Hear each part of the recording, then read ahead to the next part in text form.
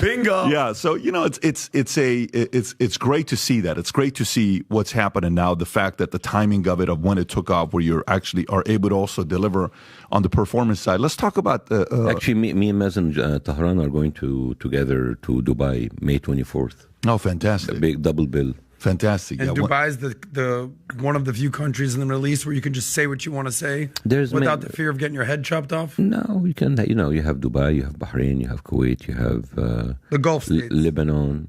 You have Lebanon too. Lebanon, Jordan. I played on all of these, but not Egypt. Not me. It's actually like Russell Peters was just in Egypt. So was he? Are there any Middle Eastern countries you just would not feel safe going, or just completely uncomfortable going there telling jokes? What countries? For now, for me, Egypt. Straight up. Like, would you go to Afghanistan? Would you go to Iraq? Would you go to Syria? Afghanistan, no. Syria, no. Iraq, no. Would you ever perform in Israel? No. You would not? No. Why? They would accept you. I don't accept them. You don't accept Israel, the state of Israel? No, I don't accept them taking care of me getting in. That's no problem. The problem is when you go in Israel, it's not about going in Israel or not. It's that the fact that they really show you a terrible time. You go in the security, they treat you like shit. Really? Yeah, I mean, I've been invited by Palestinians a lot to go to there. So, like, I would go to you, but, like, I don't want to deal with the border control of Israel. It's just because they humiliate you. And that's because you're Arab, or that's because I'm Arab. But they have 20% of their population is Arab. They're not leaving. Yeah, but they're treating them like shit. Not according to them. I've seen them. I've met them. I met them too. I mean, they don't have, like, you're talking about the 20% of Palestinians? I'm talking about the 20% of Israelis are Muslims, are Arabs. Yeah. If given a choice to move to any other Middle Eastern country, given the state of circumstances of the Middle East, they would choose 100 times out of 100 to stay in the democracy of Israel. Why don't they leave? Have you talked to them about their healthcare and their schools? Because they're about like 25 Arab cities that they don't have hospitals or schools. They have to take... In Gaza or in the West Bank? No, I'm talking about inside Israel. I'm talking about Arabs with Israeli passports, fully fledged Israeli citizens. They don't have a single cinema, they don't have a single hospital, they don't have a single school in their cities, and they have to go to the Jewish states in order to go there. There are many, many, many, many daily microaggressions against the Arabs who live in Israel having the Israeli passport. Mm-hmm. Even within the Israeli community, you have slurs like Arabi Malikhlach, which actually that's their N-word. Mm-hmm. I mean, I can go on and on and on. But slurs are going to be everywhere. In America, where we're all equal, there's slurs. Yeah. Every day I get called a dirty Jew. You think I'm crying? No, but like every day here, if you find someone's like nigger, that would be basically 200 years of America. Exactly. But like when you have like one part of them is much more stronger, and actually control the other one, and all they do is like slurs, because the Arabs cannot do slurs against the Jews. So why don't they leave? Well, some of them actually, because it is between like a rock and a hard place. Mm-hmm. Yeah, the whole idea about like Arabs living a wonderful life, they're living good life compared to other Arab countries, which is a really low bar. And the fact that like can use like a low bar to sell, and at least they're happy now. It's like, I'm living here because I don't know where else to go. I appreciate you saying that, because the bar in many Middle Eastern countries is very low. I'm not coming here to defend any countries. I know you're not. I'm asking what countries you would go on tour. I'm just saying that the security and the equality that Israel wants you to think that they have it between all of their Arabs, it is not true. They have something called zoning committees, where you as an Arab coming in to get an auction, to get a house in a Jewish town, you will not be allowed to take it. And it happened more and more and more before. It happened in Nazaret Elite. It happened in many cities that I actually talked about. There was like an auction where they found that most of the people who are getting the houses were Arabs, and the city canceled the auctions.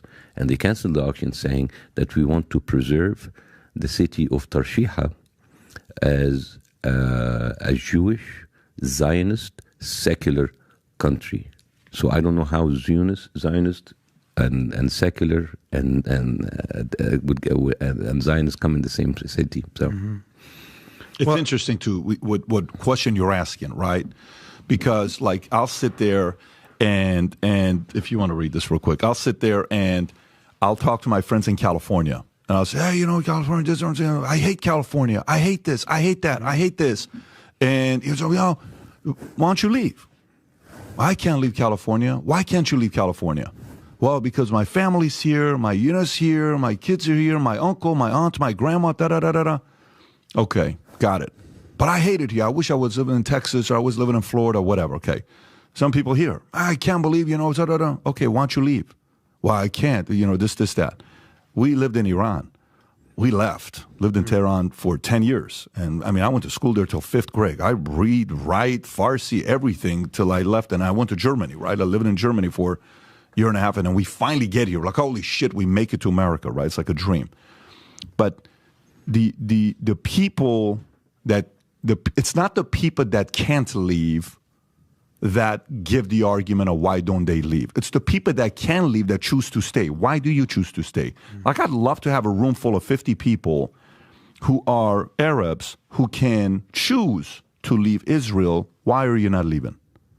Make sense? Just to kind of get an idea. What would you say? Why are you not leaving, right? If you have the ability to leave, you can go to a different place. Why don't you Why do 2 million people in Gaza being bombed every single day for 100 days? Why don't they leave? Because that's their land. Right? So you can be living in a very shitty situation, but you will not leave because you know that you're not going to get back again. There's those people living in Gaza, 2.2 million people. They're living under subhuman conditions. They could leave. As a matter of fact, everybody pushing them to leave through Sinai and said, oh no, we will not leave because this is our land. Sometimes you get connected to the land and it doesn't matter how bad. So to answer your question, why don't you leave? Because that's their land. Yeah, I'm talking about the Arabs in Israel. But because they consider that still their land.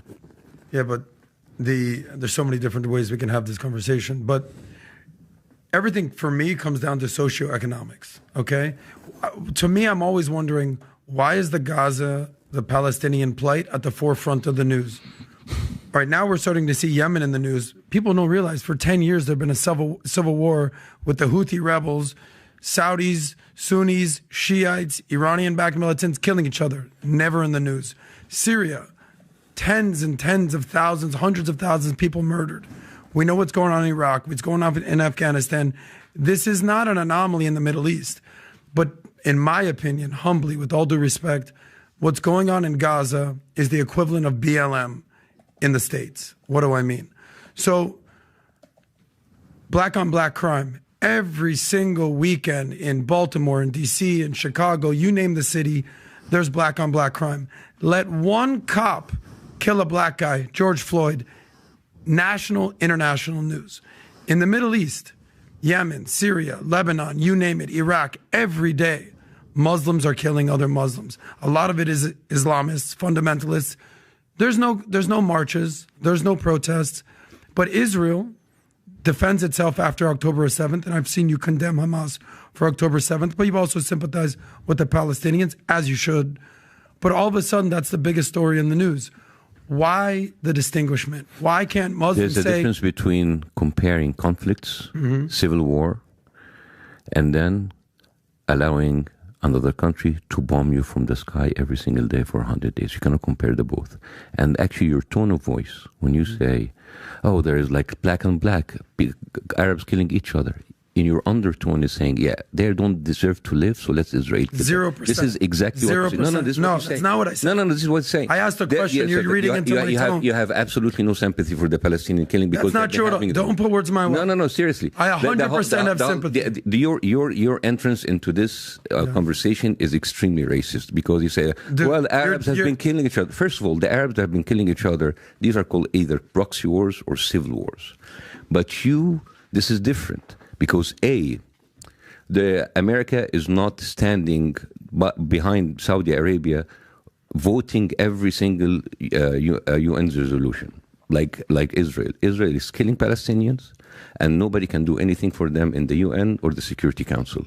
Right? You can talk about how Saudis are killing the Houthis or the Yemenis or how Iran. But when they go to the Security Council, America doesn't use the veto. You know how many vetoes did America use since the inception of the Security Council? How many?